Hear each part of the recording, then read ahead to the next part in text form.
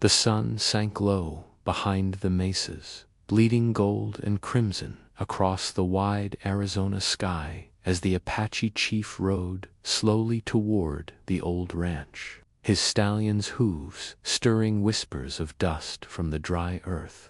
He had fought wars, crossed deserts, and buried brothers beneath the endless sky, but nothing had prepared him for the stillness that awaited him here, where destiny wore the disguise of silence. The barn stood at the far end of the property, its red paint faded, its doors half open, as though inviting him to step into a dream. Rumors had reached his ears for days, rumors of 3 giant sisters who had appeared from nowhere, towering women of impossible beauty and strength, who spoke of a chosen man. He had dismissed them as prairie legends, until he saw the footprints, each one as large as a saddle leading straight into the barn. When he dismounted, the earth itself seemed to hum beneath his boots, and the air was thick with the scent of sage and storm. He hesitated at the door, fingers brushing the rough wood, and then he stepped inside. The light shifted instantly. It was cooler within, shadows stretching like living things, and there they stood, 3 colossal sisters, each radiating an aura of ancient power. Their hair flowed like black rivers, their skin gleamed with the bronze hue of the desert at dusk, and their eyes glowed faintly, as if each carried a star within. They did not speak at first, only watched him, their expressions somewhere between curiosity and command. Then the tallest one stepped forward, her voice echoing like thunder over distant hills. "You're going to be their husband," she said, not as a question, but as a decree from a time before memory. The chief felt his pulse quicken, his mind scrambling to understand. Marriage, to them. He had faced armies, not goddesses. Yet when the second sister smiled, something inside him faltered. The warmth of her gaze disarmed him more than any weapon ever could. The third moved closer, her massive hand resting near his shoulder, gentle yet powerful enough to crush stone. He realized then that he was not trapped, but chosen. Their presence was overwhelming, but not hostile. It was as though the earth itself had decided he was meant for this. Outside, the wind carried whispers of the old stories of unions that forged bloodlines between mortals and spirits, of warriors blessed by the mountains and bound to women who could command rivers. The barn creaked as if in approval, the scent of hay and destiny mingling into one. For a long moment, none of them spoke. Then, slowly, the chief bowed his head, acknowledging what could not be denied. Perhaps his battles had led him here for a reason. Perhaps love, too, was a form of bravery. The sisters smiled, each one different, the eldest, solemn. The second, serene. The youngest, mischievous. As twilight deepened, he understood that this barn was no ordinary place, and these women no ordinary beings. He had stepped into a legend, and by dawn the legend would bear his name. Night fell over the ranch like a velvet shroud, heavy and watchful, the sky blooming with stars that glimmered like the eyes of ancient spirits.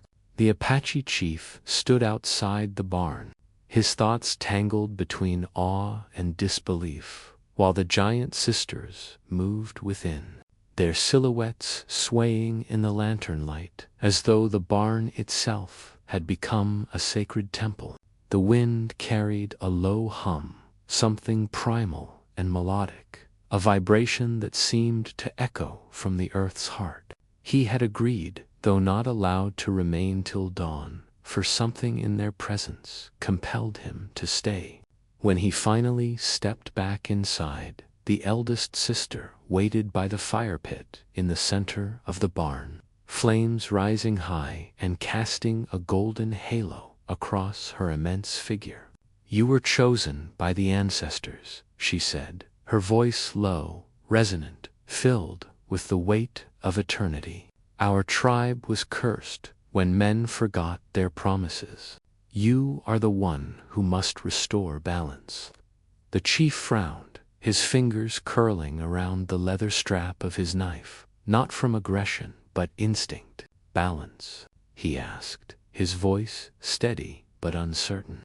The second sister knelt beside the fire, her massive hand reaching into the flames without flinching, pulling forth a glowing stone shaped like a heart. "This," she said, "is the oath stone. You will touch it, and the pact will bind your spirit to ours beneath the red moon tonight." He felt his pulse pounding, torn between duty and the unspoken pull of something larger than destiny.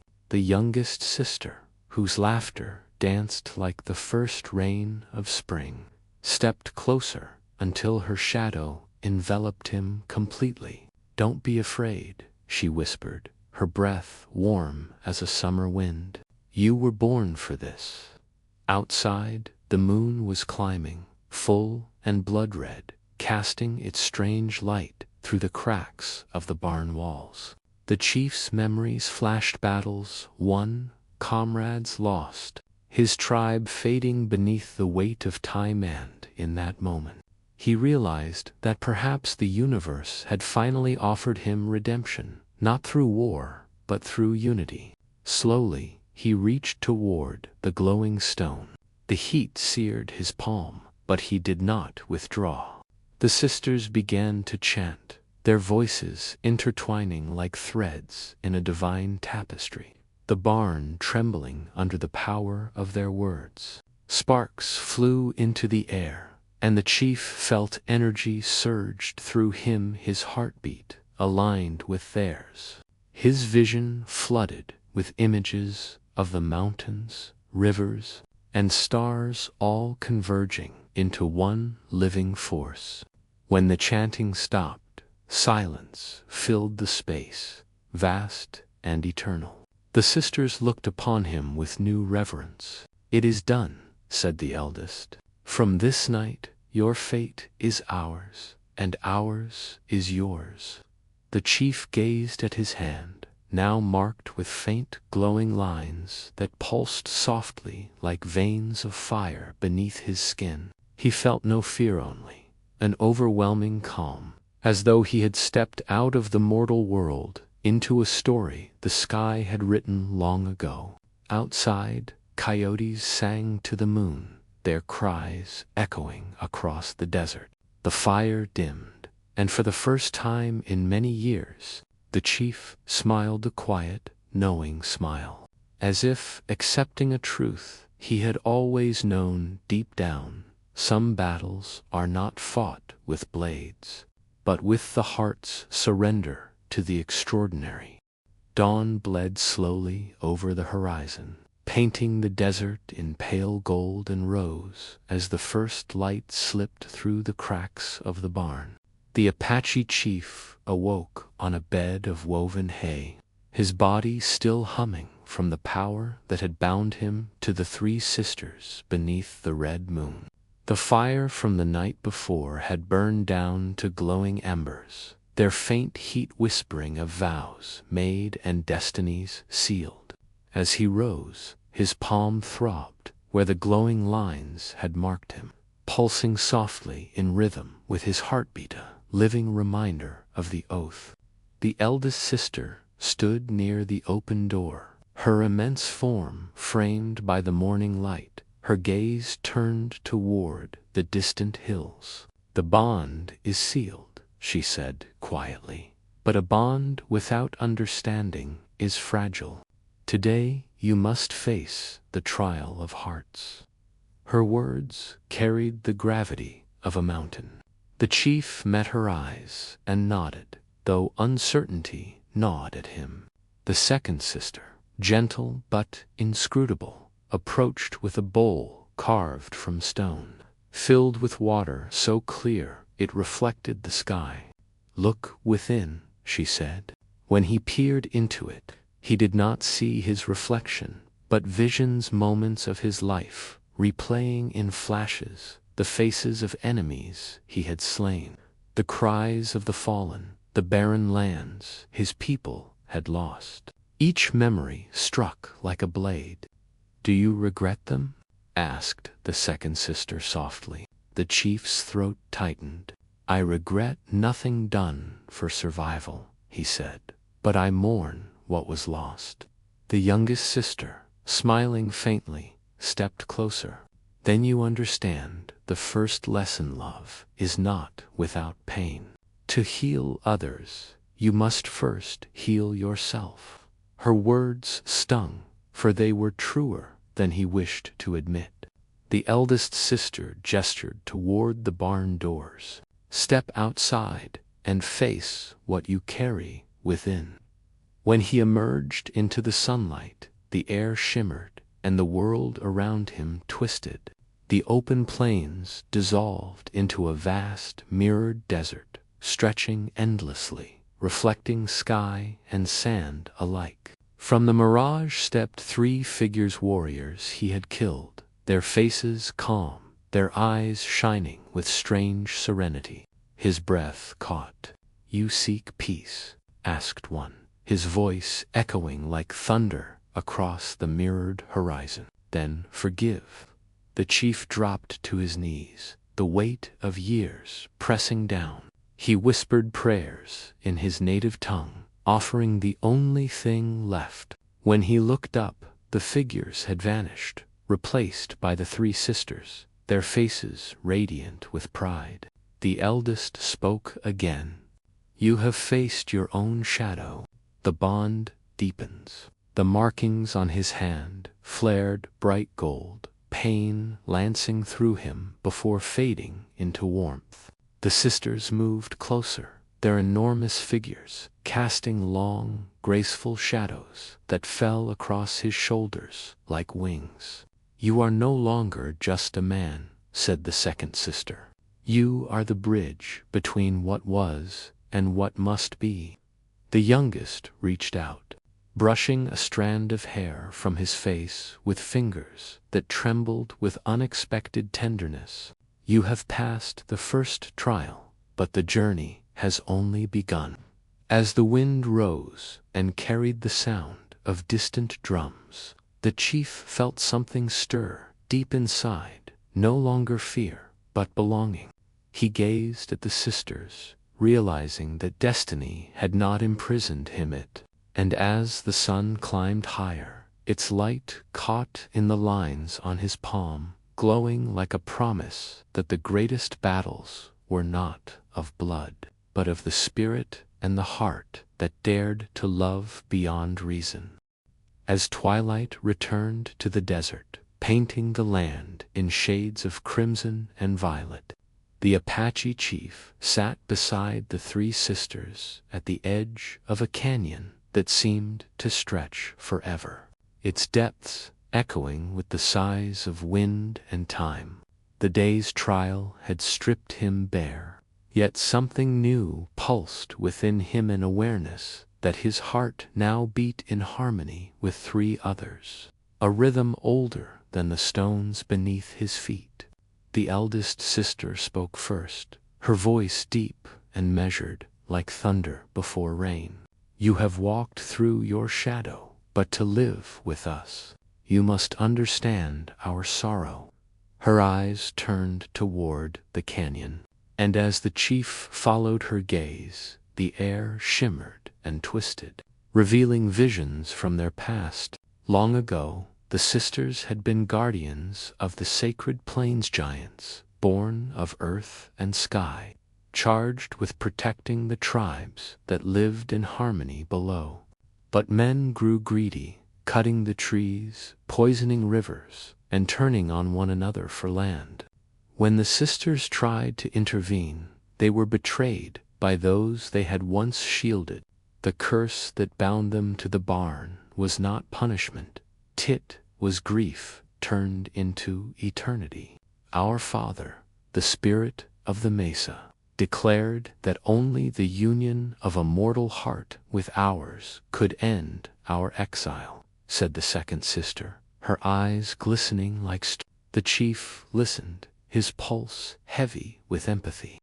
He thought of his people, scattered by war, and saw in their pain a reflection of the sisters' suffering. The youngest sister, ever the ember of hope, leaned closer, her immense frame trembling with emotion. When you touched the oath stone, you bound yourself to our redemption. But redemption requires sacrifice. Her words hung in the cooling air, fragile as ash. What must I give? He asked quietly. The eldest turned to him, her face unreadable. A heart cannot belong to one and to the world at once. You must choose freedom or love. The wind howled through the canyon, scattering loose sand like sparks.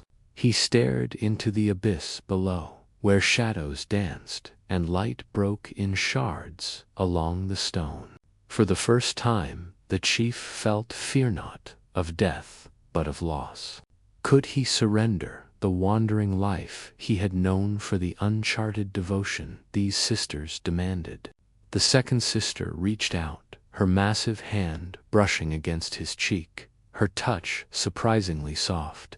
Love is not a prison, Apache, she whispered. It is the courage to stay when you could run. The youngest smiled sadly. And courage has always been your gift. Silence fell among them as stars emerged, each one burning like an ember in the great dark sky.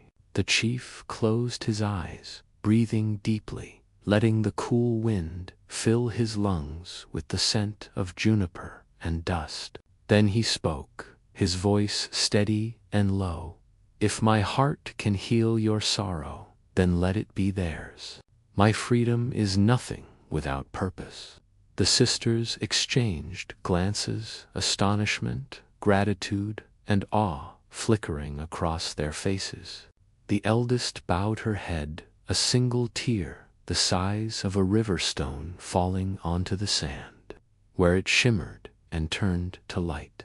Then the second trial is complete, she said. Tonight the stars will remember your choice. And as the canyon winds rose around them, carrying the echoes of ancient drums, the chief felt the earth hum beneath him, again not with warning this time, but with blessing. The night wind howled through the plains as a storm gathered on the horizon, lightning flickering behind the black clouds like the breath of ancient gods awakening from their slumber. The Apache chief stood once again before the barn, the same place where his journey had begun, but everything within and around him had changed. The mark on his palm now glowed faintly even in the dark, pulsing in time with his heartbeat and the distant rumble of thunder. The three sisters stood behind him, towering silhouettes against the sky, their long hair whipping in the wind like banners of shadow and flame. The eldest spoke first, her voice cutting through the storm. The time of choice is upon us. The spirit of the mesa stirs. If your heart is true, he will come for you tonight. The chief turned toward her, his eyes calm though his soul trembled. And if it is not, he asked, then the bond will break, said the second sister, her tone soft as rain, and we will return to dust and memory. The youngest stepped closer, her eyes burning with a desperate tenderness. We believe in you, she whispered, her words trembling like a flame fighting the wind. Don't let our story end. The chief nodded silently. He understood that this was not only their trial, it was his. He stepped forward into the open plain as the first drops of rain began to fall, warm and heavy, carrying the scent of the storm. Thunder roared overhead, and from the heart of the clouds, a colossal figure began to take shape, the spirit of the mesa, the guardian of all that lived and all that had been lost. Its form was vast as a mountain, its eyes glowing with the molten fire of the earth. The chief dropped to one knee, his hand pressed against the wet soil. "Great Spirit," he called, his voice rising above the wind, "if I am to be the bridge between your daughters and this world, then judge me not by my blood, but by the truth within my heart." Lightning struck the ground before him, and the Spirit's voice thundered through the rain. "To bind the broken, you must burn away what is unworthy. Are you ready to be remade?" The chief closed his eyes, his pulse pounding. "I am." The storm erupted around him, flames of blue lightning dancing across the plain. The sisters cried out, their voices echoing in both fear and faith, as the Spirit's fire engulfed the chief entirely. For an endless moment, all was light-searing, pure, infinite. He saw every sin, every victory, every sorrow he had ever carried, stripped away like bark from an old tree, until only his soul remained bare, shining, and true. When the light faded, he stood transformed. The markings on his body now glowed with golden veins, connecting him to the earth beneath and the stars above. The Spirit's voice softened to a whisper. "You have walked through fire and become what you were always meant to be, the heart of the plains." The storm began to calm. The sisters approached, tears gleaming like pearls upon their giant faces. The eldest bent low and placed her palm over his chest. "He lives," she whispered, smiling through the rain. And as the clouds parted, revealing the first light of dawn, the chief realized the fire had not destroyed him, it had made him whole, a being not of two worlds, but one. When morning came, it did not rise quietly, it spilled over the plains like molten gold, washing away the storm's scars and bathing the land in radiant peace. The Apache Chief stood atop the ridge, overlooking the ranch, the barn behind him glistening in the new light, steam rising gently from its roof, as if the night's fire still breathed within its timbers. The sisters stood around him, their immense forms softened by the sun's warmth, their eyes no longer burdened by sorrow but shimmering with awe, reverence, and something deeper, love that transcended time. The air felt alive, humming with a low vibration, the pulse of a world reborn. The spirit of the mesa had vanished into the horizon, leaving only a faint trail of shimmering light that spiraled upward into the heavens. The chief looked down at his hands, the golden markings still glowing faintly beneath his skin, and felt a calm he had never known. "It's over," whispered the youngest sister, her voice trembling like the dawn breeze through canyon reeds. "No," said the eldest gently, "it has just begun." She turned toward him, her eyes deep as the desert night. "You have freed us not by conquest, but by courage. The curse is broken, and we may walk the earth as we once did." The chief nodded slowly, though a strange ache tugged at his chest.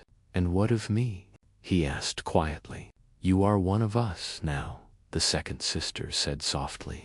"Your heart beats with the plains, your blood carries the wind. You are both man and spirit." He turned his gaze toward the barn, where sunlight now poured through the open doors, illuminating the space where he had once stood as a stranger and found destiny waiting. He remembered the fear, the disbelief, the fire, and now felt only gratitude. The sisters stepped forward together, their hands enormous and warm, encircling him in a gentle embrace that felt like the world itself folding inwards. "Will the world understand?" he asked, his voice muffled against their touch. "It doesn't need to," the youngest said, smiling. "Legends are not meant to be understood. They are meant to be remembered." As they stood together, the wind began to rise again, swirling around them, lifting grains of sand that shimmered like gold dust in the sunlight. The earth beneath their feet pulsed once, a deep, resonant thrum, and then fell still, as if sealing their bond into the bones of the land forever. From that day, the people of the nearby town would whisper stories of strange lights in the canyon, of a man walking beside 3 giant women across the mesas, their laughter rolling through the night like distant thunder.